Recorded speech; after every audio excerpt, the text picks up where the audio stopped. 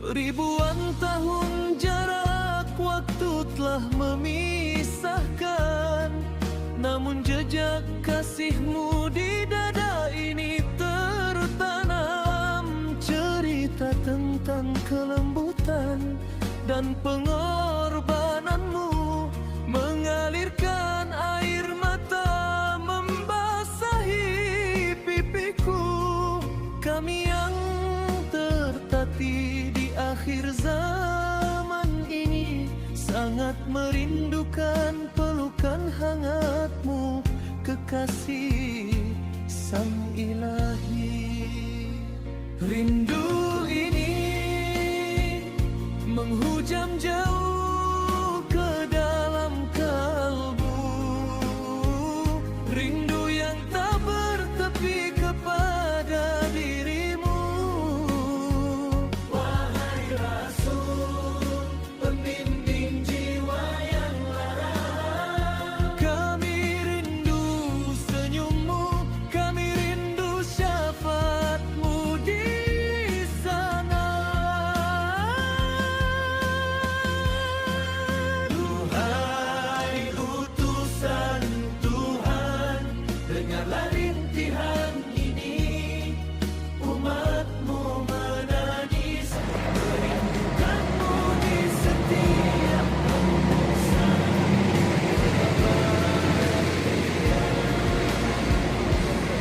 Kau menangis demi kami sebelum kami dilahirkan.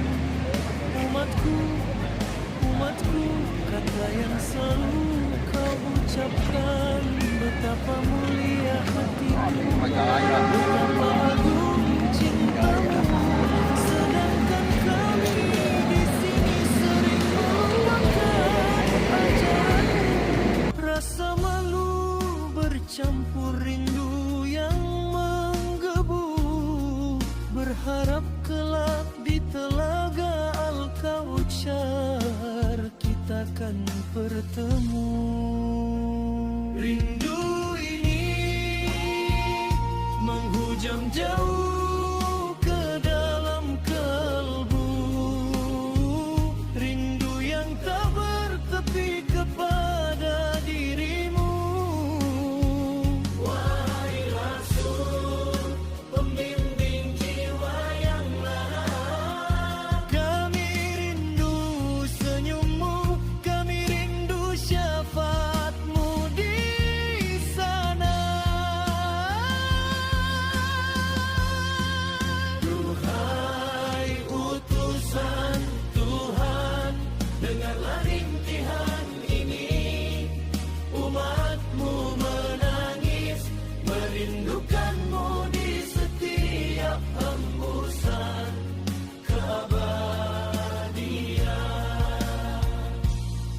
Andai waktu bisa diputar kembali, ingin rasanya aku hidup di zamanmu yang suci, menjadi debu di bawah telapak kakimu yang mulia, atau sekadar membayangmu melintas di depan mata.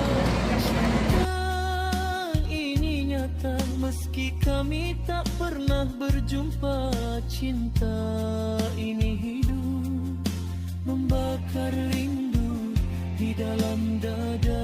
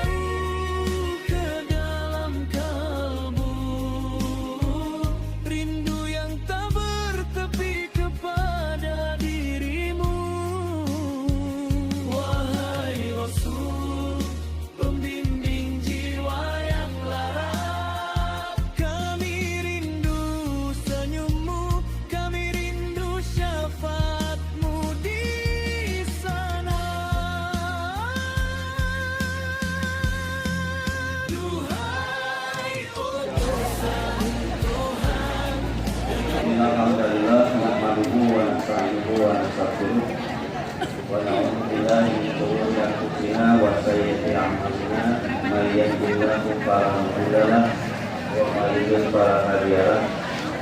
Segala ilahillallah ar-Rahmanir-Rahim wa asyhadu anna Muhammadan abduhu wa rasuluhu amma ba'd. Ibu dan bapak jamaah haji yang dimuliakan Allah Subhanahu wa taala. Alhamdulillah atas rahmat dan karunia Allah Subhanahu wa taala pada pagi ini kita masih diberikan kesempatan untuk mengikuti kegiatan rutin setiap hari Ahad di Aktif PWPSI Jalan Perintis Kemerdekaan nomor 2. Di Ahad yang ketiga ini insyaallah yang akan mengikuti Ustaz Muhammad Mulyad.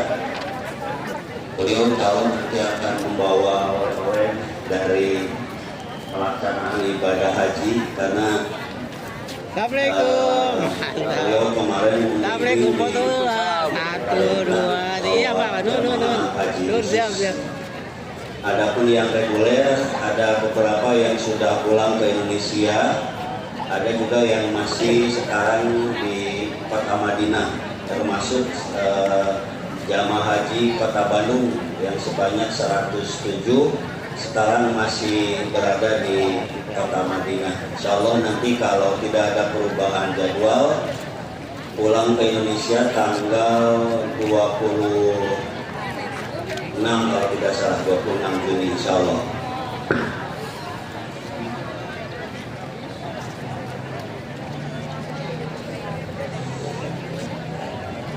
Di pantunan adalah apa ya? Mau bidang di pantunan wae. So aturan pantunan adalah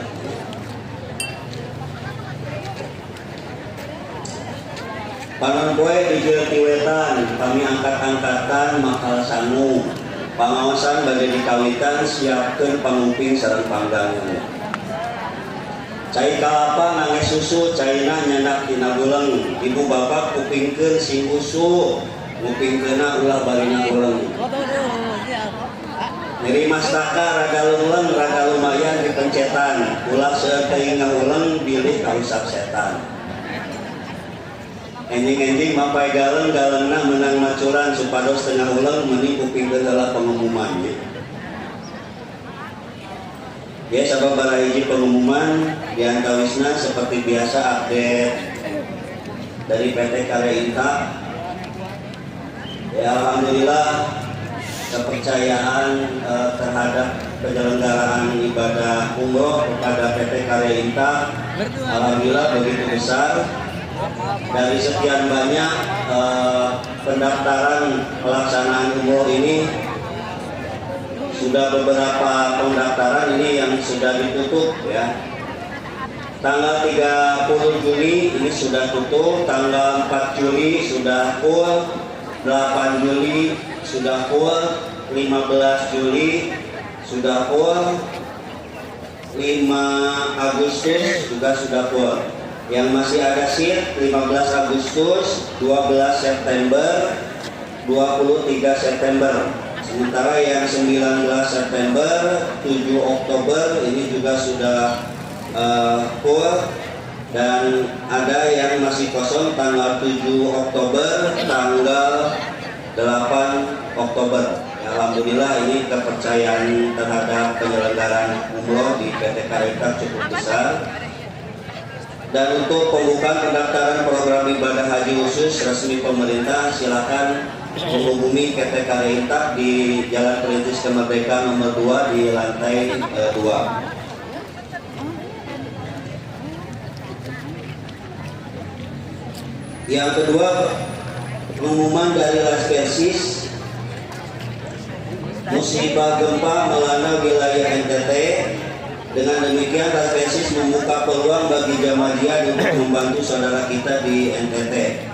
Bagi yang ingin berkontribusi silakan menghubungi Las Persis, standnya ada di bawah untuk menyisihkan sebagian dari harta kita untuk membantu saudara kita yang terkena dampak gempa di NTT. Dan yang ketiga yang terakhir ini kelas parenting bahwa di PWPSI nanti tanggal hari Ahad tanggal 21 Juni pukul 9 sampai pukul 11.30 akan diadakan kelas parenting. Temanya adalah kenapa anak susah fokus belajar. Ini kuotanya hanya untuk 10 orang. Yang ingin mendaftarkan diri silahkan datang ke kantor Persis tanggal 21 Juni di lantai 3. Baik, itu saja beberapa pengumuman yang dapat kami sampaikan.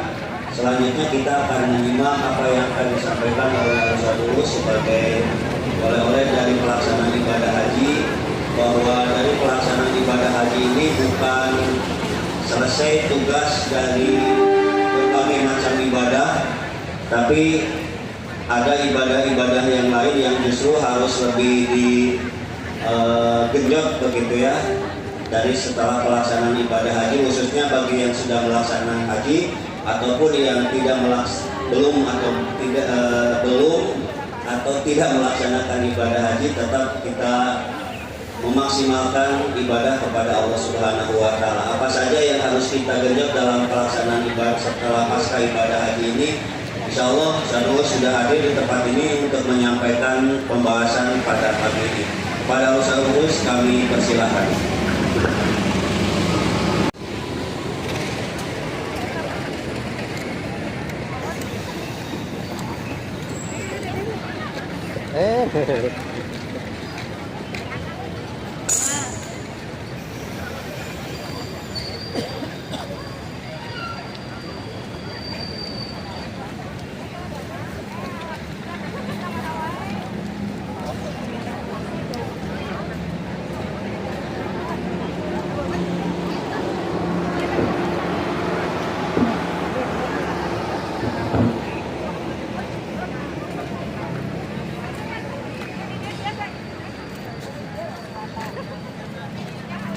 Alhamdulillahi Rabbil Alamin,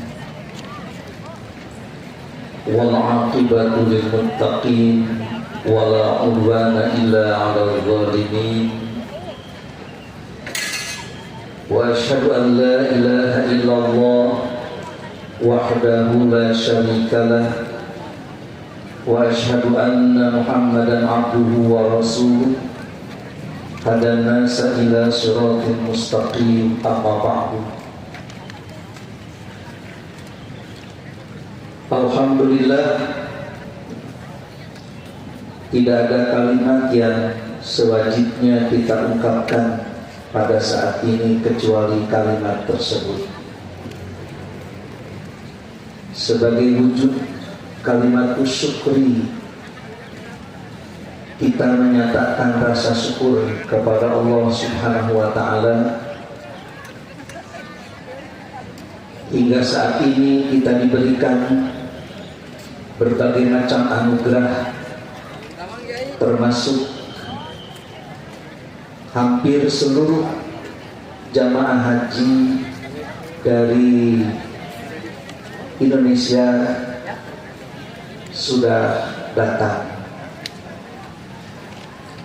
Dan wabil khusus dari KBHU Persatuan Islam Kabupaten Bandung dan juga kabupaten lainnya sudah selamat datang lagi, pulang lagi ke tanah air.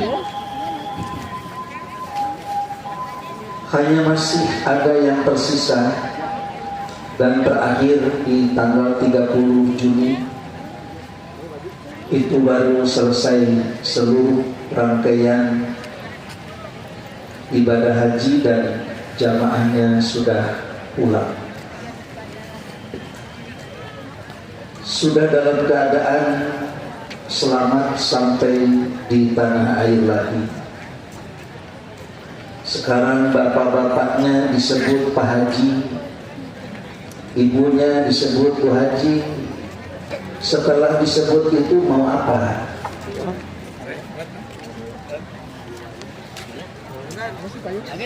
Begitu disebut Pak Haji itu mau apa?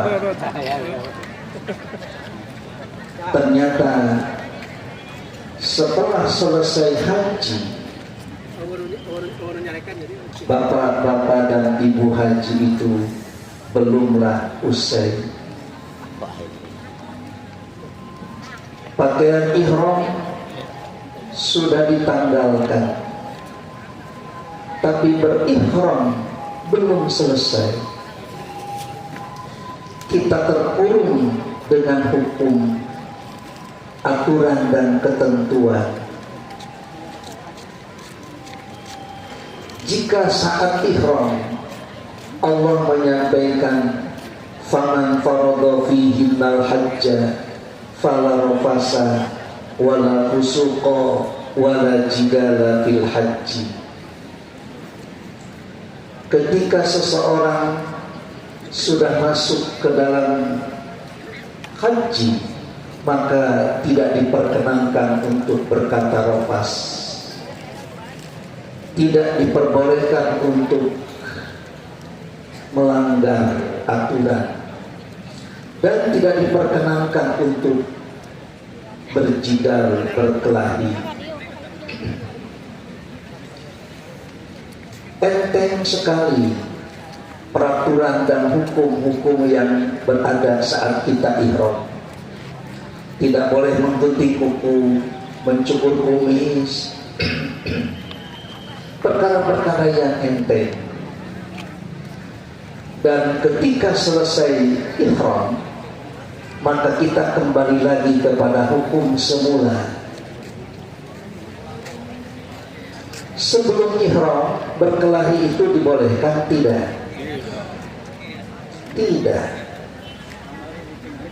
Saat ihram dilarang. Ketika ada orang yang mengajak berkelahi, apakah kita mesti mengatakan nanti kalau setelah ihram mari kita berkelahi? Sebelum ihram berkelahi itu dilarang. Saat ihram dilarang juga. Begitu selesai ihram kembali lagi.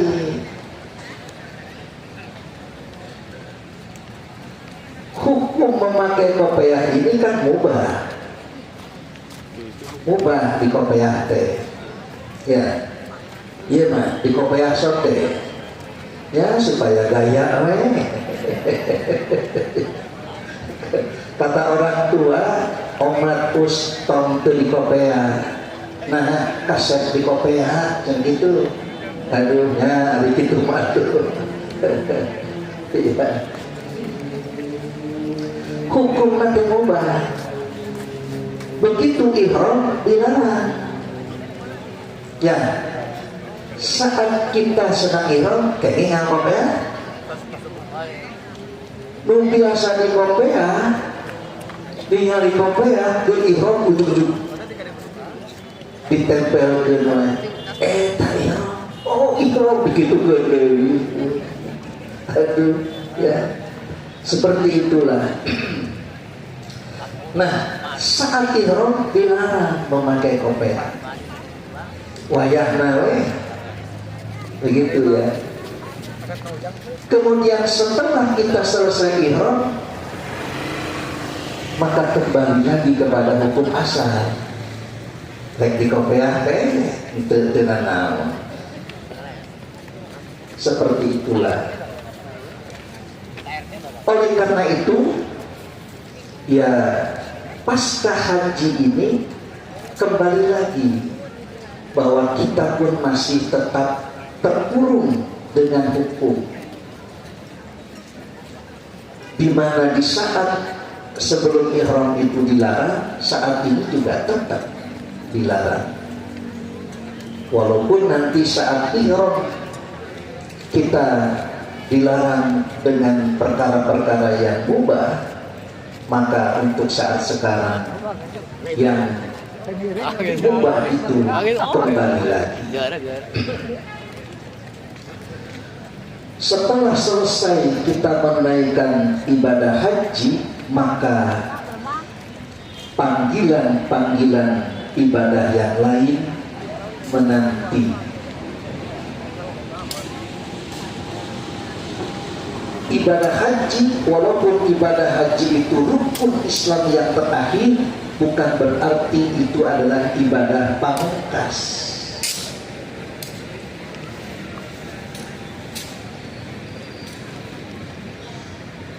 Kita yang melaksanakan ibadah di Masjidil Haram itu memang Rasulullah SAW sampaikan, salat di Masjidil Haram 1 rakaat itu sama dengan 100.000 rakaat di masjid yang lain. Salat di Masjid Nabawi 1 rakaat sama dengan 1000 rakaat di masjid yang lain. Itulah fadilah dan keutamaan. Para ulama memandang bahwa memang pantas salat di Masjidil Haram yang di situ ada kiblat kulli muslimin, kiblat setiap orang muslim. Tentu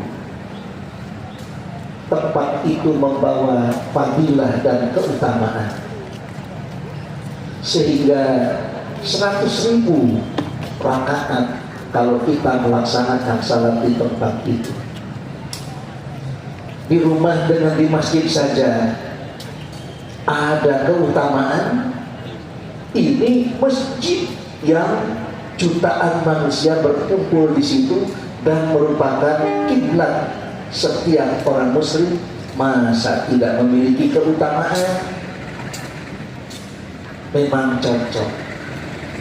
Begitu juga Masjid Nabawi, masjid yang pertama kali didirikan oleh Nabi di kota Madinah. Wajar kalau seandainya ada keutamaan salat di situ 1000 rakaat dibanding dengan salat di masjid-masjid yang lain. Tapi jangan punya anggapan dikarenakan kita sudah melaksanakan ibadah haji 1 bulan kita berada di Mekah, kemudian 8 hari di kota Madinah, sehari semalam salat di situ tidak dikosor karena saya lebar jangan 4 rakaat kali 100.000 berapa? 400.000 rakaat dikosor atau jadi tinggal 200, sehingga tidak mau dijama, tidak mau dikosor karena takut kurang, bahkan ditambah begitu. Tapi pulang dari haji, di sini ternyata bapak haji itu dibangunkan subuh, ternyata tidak bangun-bangun. Mengapa? Karena stok dari Mekah masih banyak. Nah, jadi kieu Pak Haji teh. Ya. Bisa dibayarkan 17.000, ya. Apa 1.700.000 itu per hari kali 1 bulan. Belum di Madinah. Padahal ini hanya sebatas keutamaan, fadilah.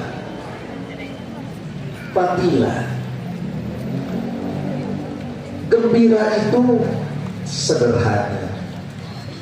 Ada gembira yang taskhiriyah, tabiiyah. Gembira itu secara tabiat manusia. Ada gembira yang didasarkan pada keyakinan, didasarkan kepada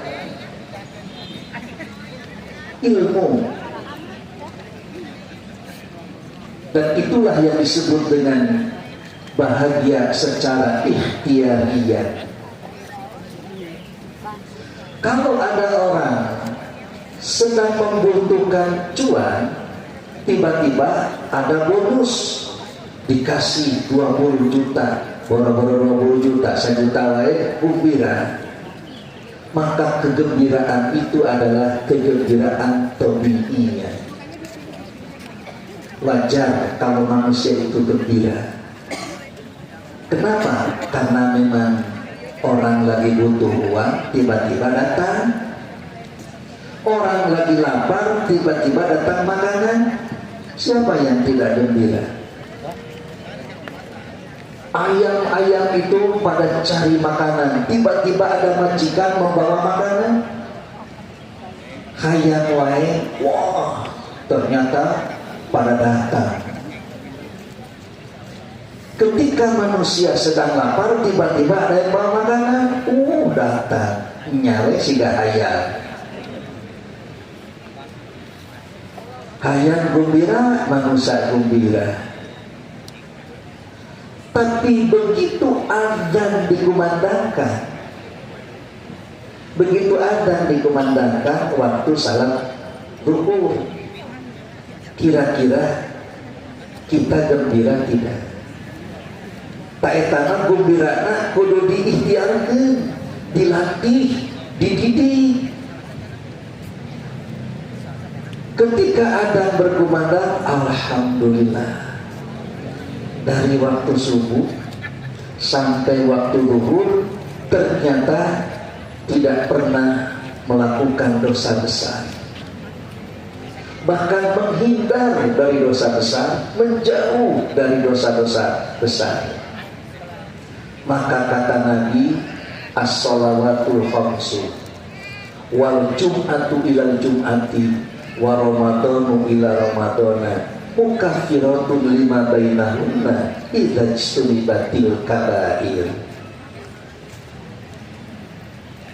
Salat 5 waktu dari Jumat ke Jumat, di Ramadan ke Ramadan, selama tidak melakukan dosa besar, menjauhi dosa-dosa besar, maka itu akan menjadi kifarat dari dosa-dosa yang telah lewat. Oleh karena itu, begitu zuhur datang itu gembira karena kita akan diampuni dosa-dosa. Begitu datang waktu Jumat, alhamdulillah geus Jumat deui ge. Jumat kamari tepi ka ayeuna kita tidak melakukan dosa besar, menghindar dari dosa besar, menjauhi dosa besar, berarti Jumat ini akan menjadi kifarat dari dosa yang telah lewat. Gembira itu sederhana. Sebelum kita datang ke pengajian ini, tidak tinggal salat qobla subuh 2 rakaat, gembira. Tapi gembira terjemah, kalau ada bonus baru gembira, kalau ada makanan minuman baru bergembira.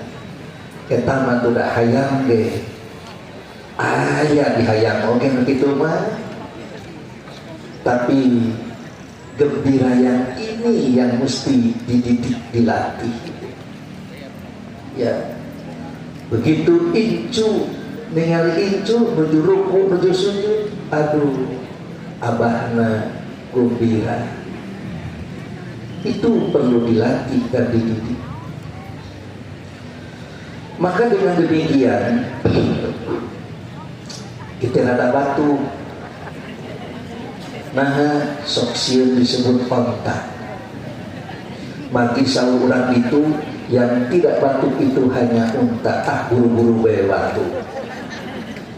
Bisi disebut kontak.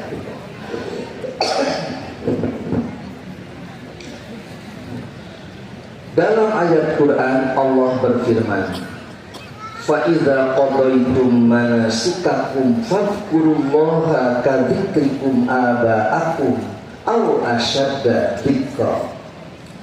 Apabila kalian telah menyelesaikan ibadah hajimu, maka sebutlah nama Allah sebagaimana kamu menyebut-nyebut dan membangga-banggakan nenek moyangmu. Jadi begitu selesai ibadah haji, orang-orang Arab itu berkumpul menceritakan tentang nenek moyangnya. Dulu kakek saya pemberani, dulu kakek saya itu orang-orang saudagar-saudagar yang kuat. dulu kakek saya itu orang kaya raya, bangga membanggakan keturunannya. Setelah selesai haji, pansar ngarariung teh kapungkur itu pun aki, ari pun aki teh aki dalam bentuk ayat pun aki, moal ayat aki teh. Kapungkur pun bapak itu. Nah, seperti itulah orang-orang Arab itu. Maka Quran menyatakan, fadhkurullaha, kalau Anda bangga sebagai keturunan dari orang tuamu, dari nenek moyangmu, maka saat ini Anda harus bangga menjadi hamba Allah, karena Allah itu maha segala-galanya. Makanya dengan orang tua yang pemberani seperti itu saja bangga. Sementara Allah maha perkasa, lebih perkasa daripada orang tua, kita tidak bangga.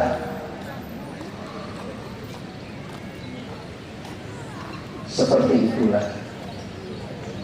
Oleh karena itu, di sini Nabi berkhutbah bahwa ya ayyuhan nas, ala inna rabbakum wahidun wa inna abakum wahid.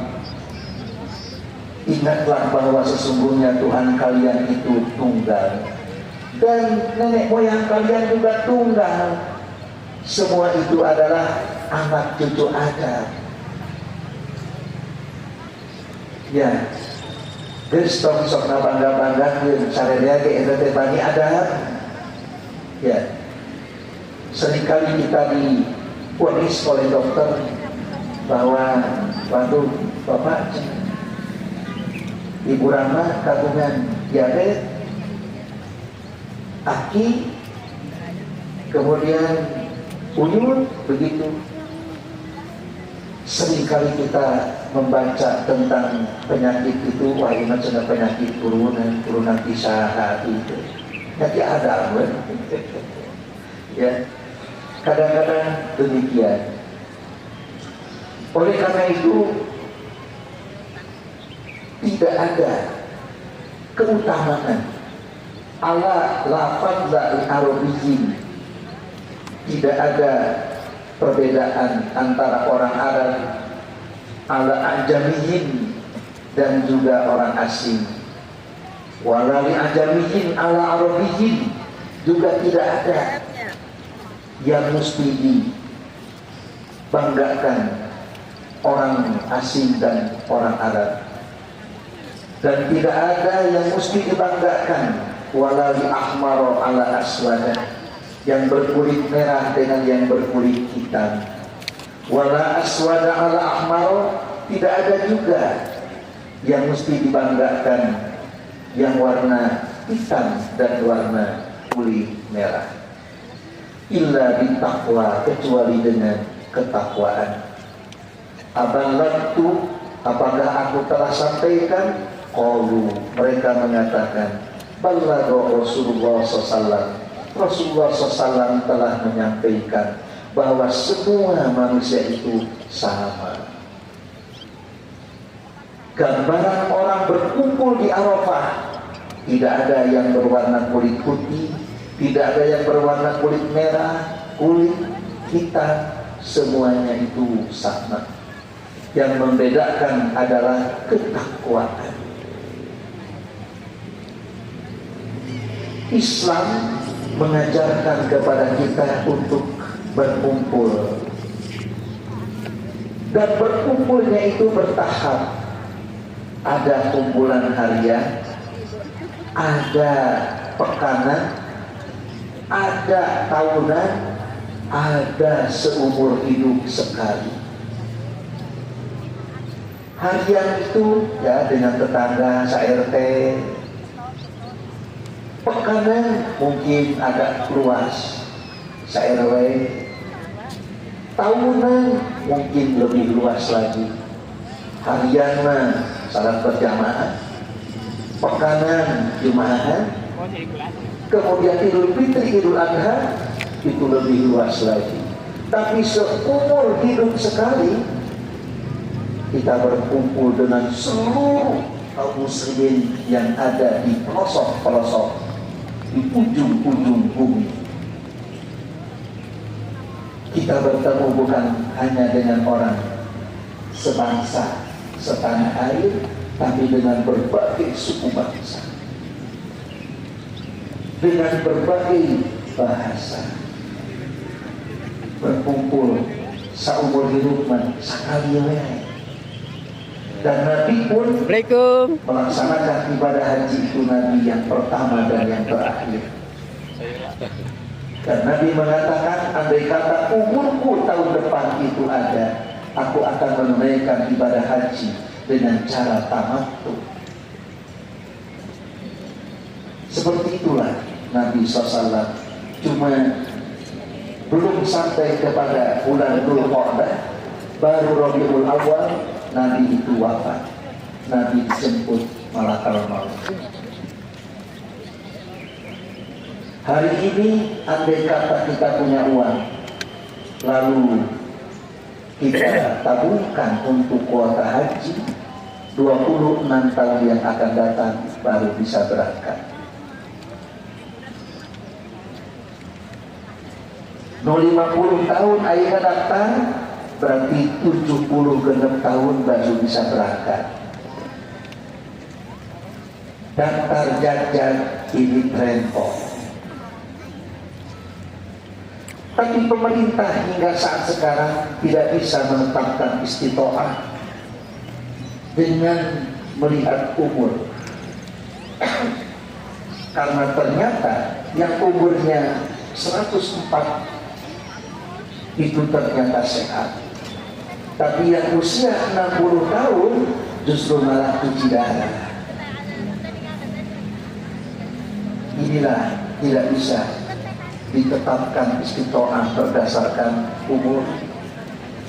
Bahkan ada orang sehat, suami istri mau berangkat, 2 hari lagi mau berangkat, istrinya lagi masak, suaminya memberi makan ayam. Makan ayam pun lanjut menuju sehat. 2 hari lagi mau berangkat, ternyata suaminya dijemput malakal maut. Daftar berdua, berangkat sendirian. Itu terjadi. Numatak kiri, lamun anu pada angkat ibadah haji, omsok baraban ayat. Nah, jadi kiri itu kesimpulan ada.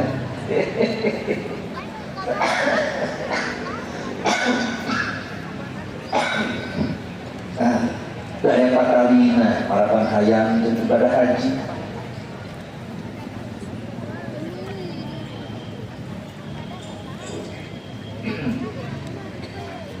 Oleh karena itu, fa'idza qadaytum manasikakum, apabila kalian telah menyelesaikan ibadah haji, justru fadhkurullaha, perbanyaklah zikir kepada Allah. Bahkan au asyadda dzikra, harus lebih kuat lagi. Mengapa demikian? Karena ternyata pasca haji itu, selesai kita menunaikan ibadah haji, maka belumlah usai.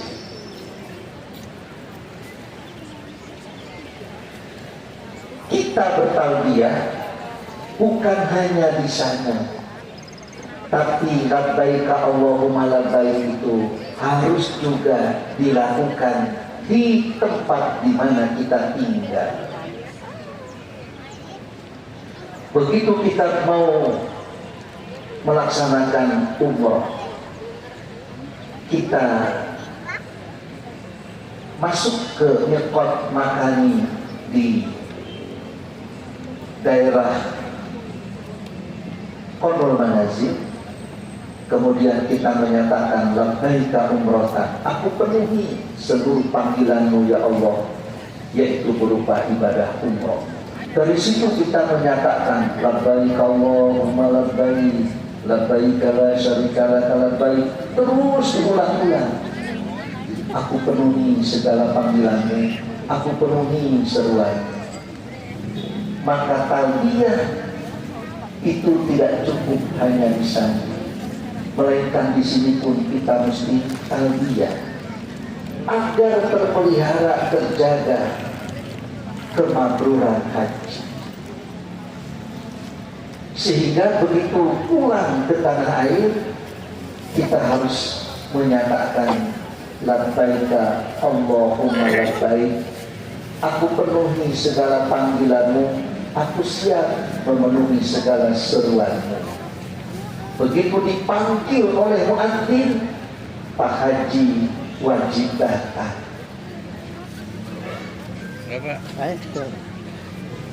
Hayya 'alas shalah, labbaika Allahumma labbaik. Jangan di sana kita mendengar adzan, bahkan sebelum adzan pun sudah menunggu di masjid.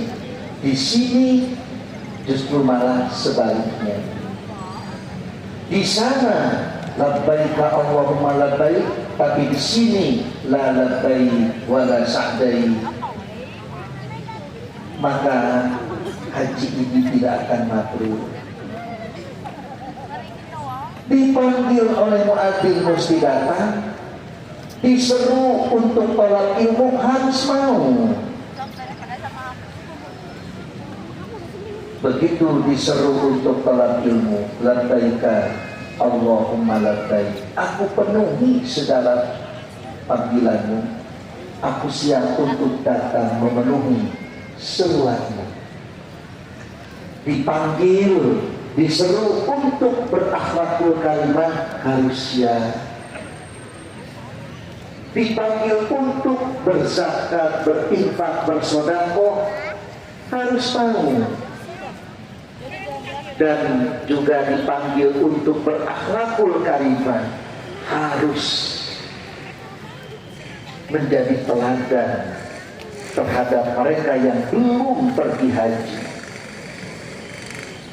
Ulah, jangan sampai orang yang pulang haji itu justru malah tidak menjadi teladan. Nah, jadinya nulis haji ke karar itu. Jangan sampai ada kalimat-kalimat seperti itu. Nah, nulis haji ke gering gitu. Itu adalah kalimat yang la labbaik wala sa'dai.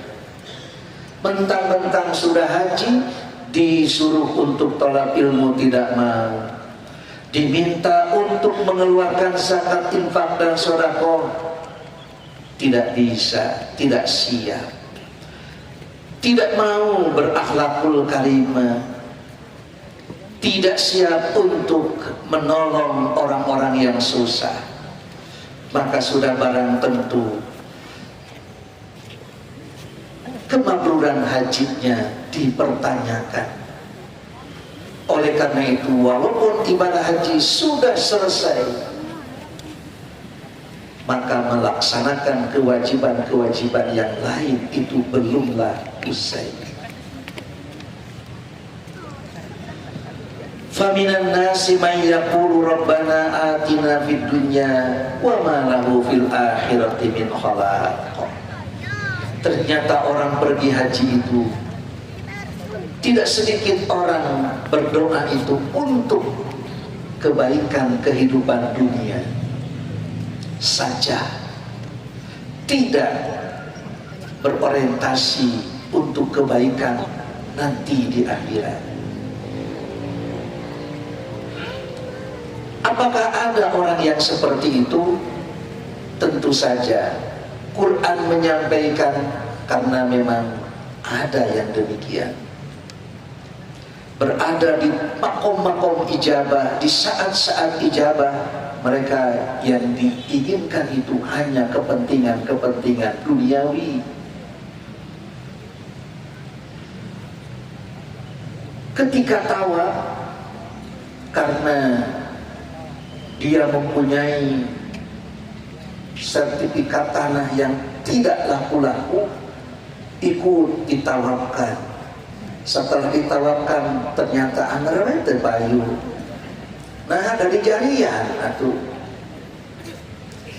Nah, seperti itu. Syiriknya sudah pasti, sementara tanahnya belum tentu laku. Padahal Nabi SAW mencontohkan saat tawaf itu membaca doa Rabbana atina fid dunya hasanatan wa fil akhirati hasanatan wa qina adzabannar. Dari Ruknul Yamani ke Ruknul Aswadi kita membaca ini Rabbana atina fid dunya hasanah wa fil akhirati hasanah wa qina adzabannar. Itu Nabi contohkan. Ya Allah, berikanlah kepada kami di dunia ini kebaikan dan di akhirat juga kebaikan, serta jagalah dan riksalah kami ini dari siksa api neraka. Ini harus menjadi cita-cita utama dan keinginan hati yang paling dalam. Karena kalau seandainya kita tidak selebih daripada kita berdoa seperti ini, kira-kira mau berdoa apa? Kalau ini diterjemahkan ke dalam bahasa bebas, kira-kira seperti ini, ya Allah, tidak mengapa kami dijaga, dipelihara dari api neraka, asal diberi kebaikan di dunia dan di akhirat. Coba itu. Sawios Gusti abdi teh dijaga, diriksa tina sina neraka, asal dipaparin hade we di dunia asal di akhirat. Nah, ayaku lahu ta eta paminta ari bakti. Seperti itulah. Tapi Allah senang ketika orang membaca seperti ini. Rabbana atina fid dunya hasanah wa fil akhirati hasanah wa qina adzabannar. Lamun aya tukang channel ngaliwat, mang meser channel 5.000 sawios seueur oge asal amis we. Tukang channel ngapulang tadi beli 5.000 ngajarkeun channelna keun wae seueur oge asal amis we channel. Nah, Allah senang ketika seorang berdoa, ya Allah, jagalah, riksalah kami dari api neraka dan berikanlah kepada kami kebaikan di dunia dan kebaikan di akhirat. Bagaimana supaya kita mendapatkan kebaikan di dunia? Tentu saja kita wajib berusaha untuk menempatkan serta wajib berusaha agar semua kegiatan itu berada dalam ridho Allah Subhanahu wa ta'ala.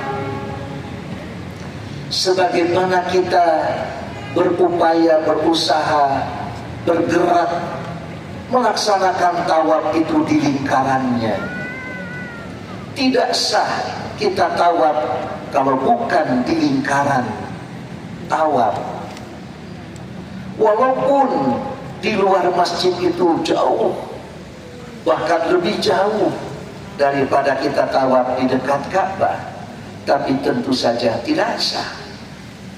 Sah dan tidaknya itu mesti di lingkarannya, tidak boleh di tempat yang lain. Oleh karena itu, kita pun beribadah mesti berada dalam lingkaran Quran dan Sunnah. Keluar saja ibadah itu dari lingkaran Quran dan Sunnah, maka tentu tidak diterima. Kita bergerak, mesti gerakan itu berdasarkan kepada lingkaran Quran dan Sunnah. Agar kita dijaga dari api neraka, maka kita pun wajib berusaha untuk menjaga diri dari perbuatan maksiat, dari perbuatan durhaka. Naon wae nu jadi sabab sumber kadurhakaan, maka hilangkan di rumah itu sok aya jami resep museup resep sasapedahan sapedana teh ku incu dianggo dipikeun ka ya ruksa maka atuh uli-ulian istri ternyata kacarekan pembantunya gitu kene wah semua itu sampai berantakan cik nu kitu matong dikukut.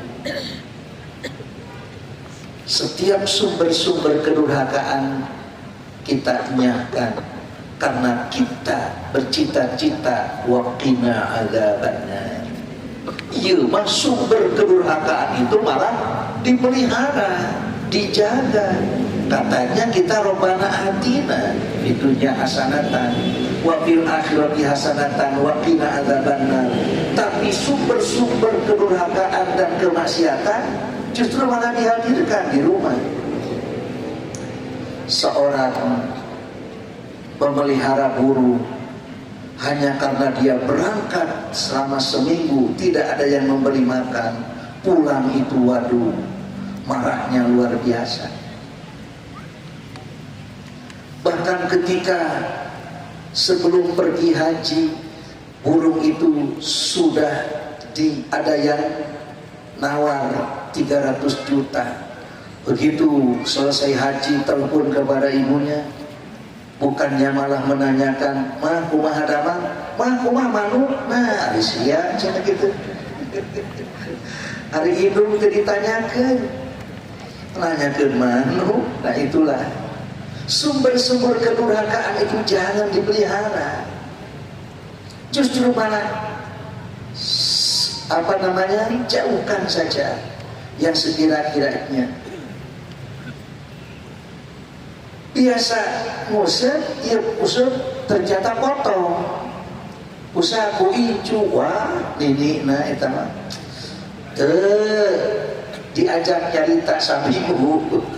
Eta teh potong lamun leungit sabulan jiga nama. Ya. Nu pika sumber-sumber pidorakan atau dipuput jangan dipelihara sebab kita bercita-cita Rabbana atina fid dunya hasanatan wa fil akhirati hasanatan wa qina adzabannar. Dan ternyata Nabi itu banyak berdoa dengan doa seperti itu. Kata Anas bin Malik, kana Nabi sallallahu alaihi wasallam yuksiru ayyaqula fi du'aihi Allahumma atina fid dunya hasanatan wa fil akhirati hasanatan wa qina adzabannar. Qala Syu'batu faqultu li Sabitin asami'ahu anin Nabi sallallahu qala na'am. Ternyata Nabi itu banyak berdoa dalam doanya itu Allahumma atina, bisa Allahumma atina, bisa Rabbana atina. Allahumma atina ma iya, Rabbana atina ma aya dina Quran. Dina surat Al-Baqarah ayat 202. Wa minhum may yaqulu Rabbana atina fid dunya hasanatan wa fil akhirati hasanatan wa qina adzabannar. Ayat 201. Ulaika lahum nasibum mimma kasabu wallahu sari'ul hisab. Jadi kalau kita berdoa dan banyak kita ungkapkan Rabbana atina fid dunya hasanah, itu mengikuti contoh Nabi. Tapi di uratna kumargi setiap mubalik lamun tos Rabbana atina teh beres, nah dadi Rabbana atina kene jugu-jugu baroe.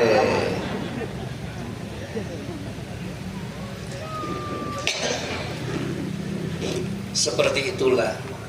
Oleh karena itu wajar dan memang seyogyanya kita mengikuti doa yang Nabi panjatkan. Inilah yang disebut dengan doa maksur, doa yang redaksinya, doa yang nasnya ada di Quran maupun di hadis. Ada seorang sahabat yang berdoa justru malah bukan dengan doa ini. Inilah ceritanya. An Anasin anna Rasulullah sallallahu alaihi wasallam. Dari Anas bahwa Rasulullah SAW ada rajulan minal muslimin, menengok seseorang dari kalangan kaum muslimin. Qad khafata fasoro mislal farhi. Dia seorang yang sakit sampai sakitnya itu menyebabkan badannya kurus dan lemah, seperti seekor burung kecil. Tidak karena ginjal, karena paru-paru, karena jantung, bukan, tapi karena panas yang tidak turun-turun temperaturnya. Faqala lahu Rasulullah SAW. Rasulullah melihat ada sesuatu yang aneh di diri sahabat itu. Kunaon cenah ieu teh tererep-erep. Jangan-jangan ada sesuatu yang salah. Maka Nabi bertanya, hal kunta tad'u bi syai'in aw tas'aluhu iyyahu. Wahai sahabatku, apakah engkau pernah berdoa kepada Allah, meminta sesuatu kepada Allah barangkali? Qala na'am, sahabat jujur, iya, pernah saya memohon. Apa yang engkau mohonkan kepada Allah? Allahumma ma kunta mu'aqini bihi fil akhirah fa'ajilhu li fid dunya. Ya Allah, andai kata engkau mau menyiksa nanti aku di akhirat, sebaiknya segerakan saja di dunia ini. Faqala Rasulullah SAW, subhanallah. Nabi kaget. Subhanallah, ayat jeleman model kieu gitu. Mun ku urang mah la tutiquhu aw la tastati'uhu. Kalau Anda berdoa seperti itu, Anda menantang dan Anda tidak akan kuat, tidak akan mampu.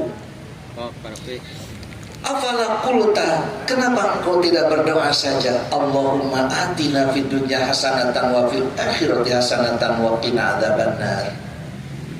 Nah cenah beuteung adu anu eta, kalaka doa lain-lain wae. Qala fada Allahu lahu. Lalu Nabi mendoakan kepada sahabat itu, fasyafahu, kemudian sahabat itu sembuh. Tadicana ke rumah sakit, sahabat teh tadicana ke dokter, didoakeun we sembuh. Mengapa? Karena sembuh itu kepunyaan Allah, bukan kepunyaan dokter, bukan kepunyaan dukun, bukan, tapi kepunyaan Allah.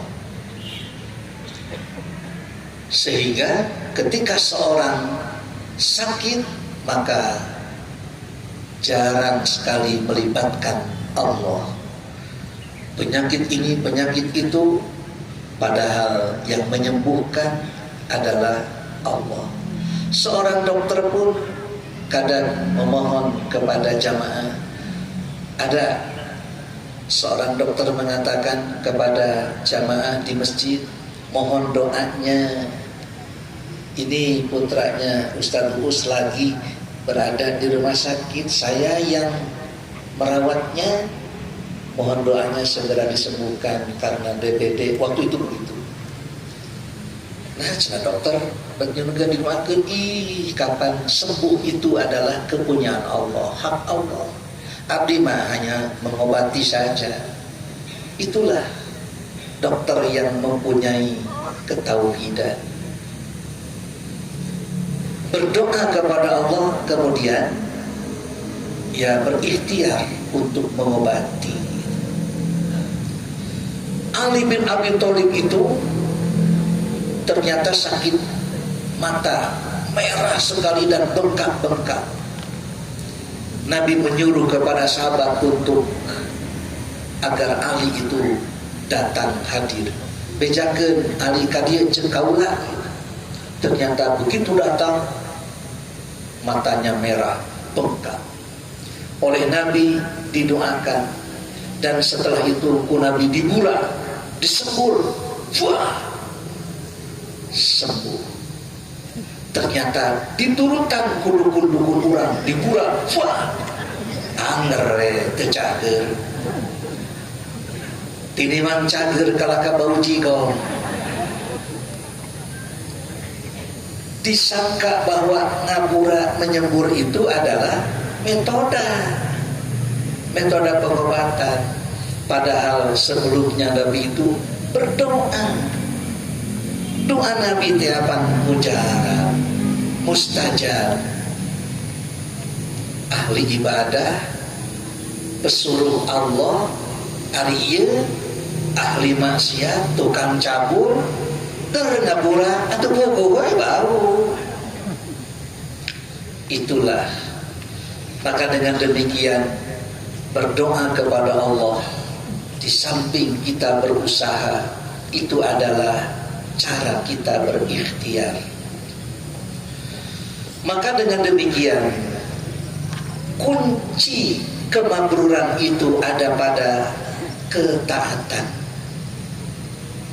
Kunci keselamatan para jamaah haji itu ada pada ketaatan.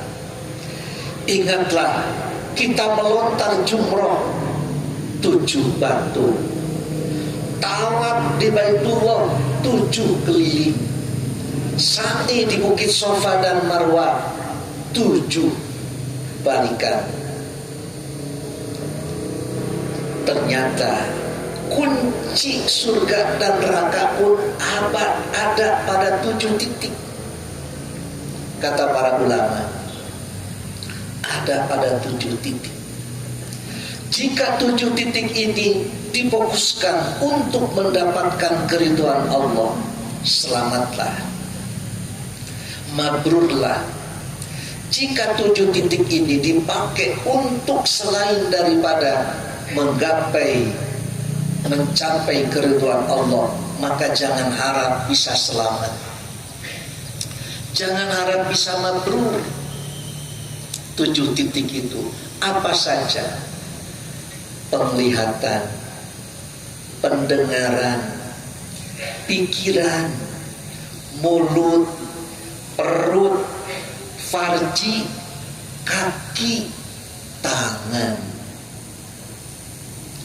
Jika potensi dan titik-titik itu digunakan untuk sebesar-besar keridhaan Allah, maka sudah barang tentu selamat. Jika tidak, jangan harap selamat. Oleh karena itu, kunci kemakmuran haji itu, maka talbiyah itu jangan di sana saja, di sini pun kita harus siap mata untuk membaca ayat-ayat Quran. Kita harus siap menjaga perut, jangan sampai perut diisi dengan makanan-makanan yang tidak halal. Ingatlah Siti Hajar berikhtiar, berusaha untuk di jalan Sofa dan Marwah, Marwah dan Sofa. Kita pun berikhtiar itu harus di jalan yang halal, tidak boleh di jalan yang selain daripada Sofa dan Marwah. Kita melontar setan 7 titik juga. Saat setan menggoda mata, menggoda telinga, menggoda mulut, menggoda perut, menggoda farji, menggoda tangan dan kaki, maka kita lempar supaya setan itu menjauh. Oleh karena itu, fadkurullaha ka dzikrikum aba'akum aw asyadda dzikra. Berzikirlah kamu kepada Allah setelah pulang dari haji itu sungguh zikir yang banyak. Cuma yang dimaksud dengan zikir itu bukanlah sebatas menyebut asma Allah, melainkan wujudkan zikir itu dengan ketaatan. Begitu ada kalimat ya ayyuhalladzina amanu, maka para haji harus menyambut dengan labbaika Allahumma labbaik.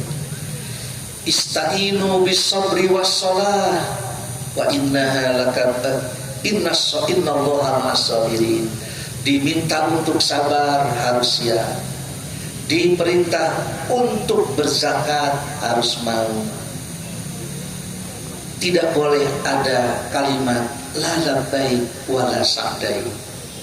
Oleh karena itu Dr. Wahbah Zuhaili memberikan tafsir terhadap makna udkuruni, zikir itu bitta'ah, yaitu taat. Adkurukum bisawabi, fadkuruni adkurukum, udkuruni bitta'ah, adkurukum bisawabi wal maghfirah. Ketika seorang setelah pulang haji itu banyak berzikir, banyak taat, maka Allah akan penuhi dengan pahala dan maghfirah. Kama qala Sa'id bin Jubair, Dr. Wahbah Zuhaili menafsirkan udkuruni bitta'ah adkurukum bisawabi wal maghfirah sebagaimana Sa'id bin Jubair mengatakan. Wa qala aidan, ia menyatakan Atikru ta'atullah. Kata Sa'id bin Jubair, zikir itu adalah taat kepada Allah. Faman lam yuti'hu lam yadhkurhu. Siapa orang yang tidak taat kepada Allah, berarti dia tidak zikir. Wa in aksara tasbih, sekalipun dia itu memperbanyak bacaan tasbih. Wa tahlil, bacaan tahlil. Wa qiraatul Quran, sekalipun dia itu banyak membaca Quran, tapi selesai membaca Quran justru malah dia berjudi. Selesai baca Quran, selesai baca tasbih, tahlil, malah dia menipu, dia memalsu. Bahkan sebelum pergi haji dia korupsi, pulang haji diborogol. Inilah karena ternyata ya seseorang itu sebelum pergi haji pun dia sudah tidak taat, sudah tidak zikir. Begitu pulang haji ternyata demikian adanya. Oleh karena itu judul ini diangkat dikarenakan seringkali kita menemukan selepas haji itu seakan-akan sudah melaksanakan segala-galanya. Padahal pasca haji panggilan ibadah yang lain itu menanti, menunggu. Labbaika Allahumma labbaik, jangan hanya di Mekah. Di Mekah diulang-ulang, tapi di sini harus diwujudkan. Labbaika Allahumma labbaik. Disuruh talab ilmu harus mau. Alhamdulillah, ikhwatul iman, pengajian Ahad PT Karya Imtak baru angkatan ketiga mandiri menunaikan ibadah haji, membimbing ONH khusus ya. Selama ini biasa dengan bergabung konsorsium dengan travel yang lain, tapi pada tahun ketiga ini, sebelumnya dibimbing oleh Pak Sekum, Sekretaris Umum, yang kedua oleh Pak Ketum, dan yang tahun ini saya sendiri yang mengantar, membimbing. Dan alhamdulillah, andai kata ada sandungan, ada kemacetan, memang wajar karena jutaan manusia. Tapi kalau lancar, itu adalah istimewa. Dan ternyata alhamdulillah, sejak keberangkatan sampai kepulangnya istimewa. Walaupun kita termasuk ONH khusus, haji khusus, akan tetapi tidur di Musdalifah dalam rangka mabit di Musdalifah, ternyata kita bisa full. Dan perjalanannya tergantung kepada perjalanan yang dirintis, dilaksanakan oleh Nabi Sallallahu Alaihi Wasallam dengan kalimat khudhu anni manasikakum, ambillah dari aku manasik-manasik kamu. Sok sanaos kepala divisi wayahna kena ngagoler di Musdalifah. sepatu nyang we gitu. Badai kepala, badai jenderal, badai kopral, badai atasan, badai bawahan, tinggal loler. Begitu sampai di sana persis jam 8:30. Hari Isya jam 8:22.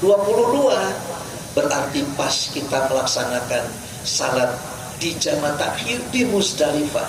Setelah itu tertidurlah dan terlelaplah kita tidur. Bangun-bangun jam 1, jam 2. Di depan kita ini ternyata ada jamban yang modern. Jambannya banyak. Kita bisa wudhu di situ, kemudian salat malam di lapangan yang begitu besar di Musdalifah. Kita bisa melaksanakan mabit secara penuh sampai subuh.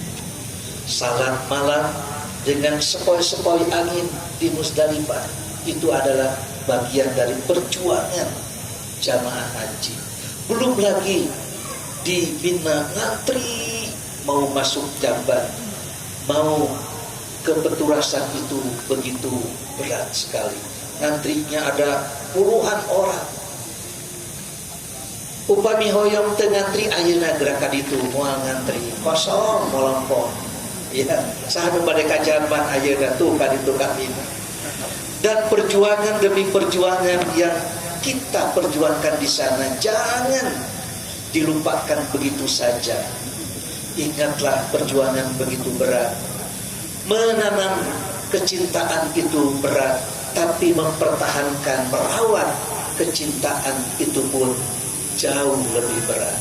Melaksanakan ibadah haji itu berat, tapi menjaga kemabruran ibadah haji itu jauh lebih berat. Untuk itu alumni selalu bereuni karena memang ingin mengingatkan perjuangan-perjuangan saat kita memperjuangkan melaksanakan ibadah, sehingga itu menjadi nostalgia, menjadi rem terhadap apa yang dilakukan pasca haji. Itulah judul ini diangkat supaya mengingatkan kita semua dalam rangka memelihara kemakmuran haji. Ayah Patarsan saja daya. Oh ayah mana?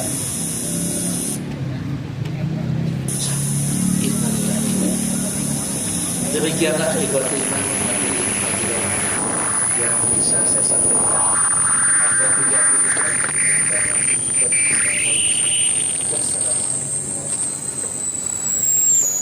Berita duka guru kita Al-Ustaz Profesor Muhammad Abdurrahman tadi pagi meninggal dunia, dan menurut info akan disolatkan di sini. Nanti saya lagi terus mantau.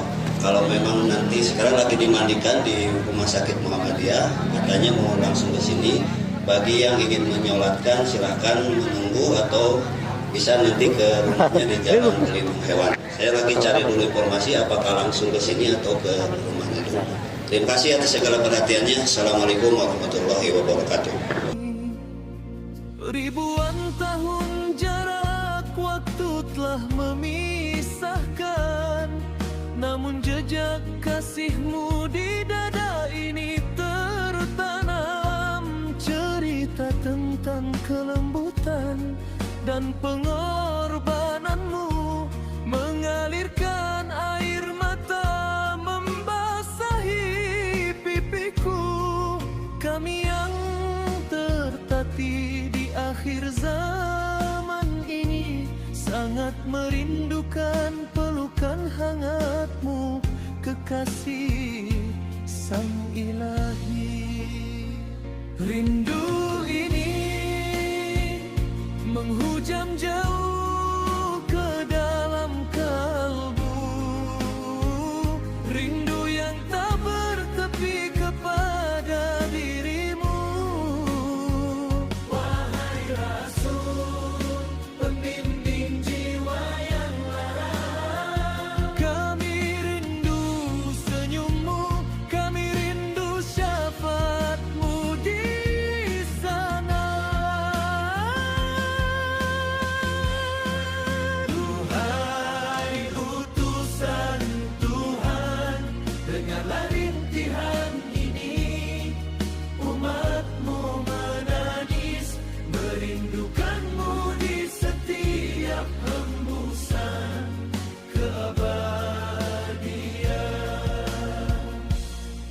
Kau menangis demi kami sebelum kami dilahirkan.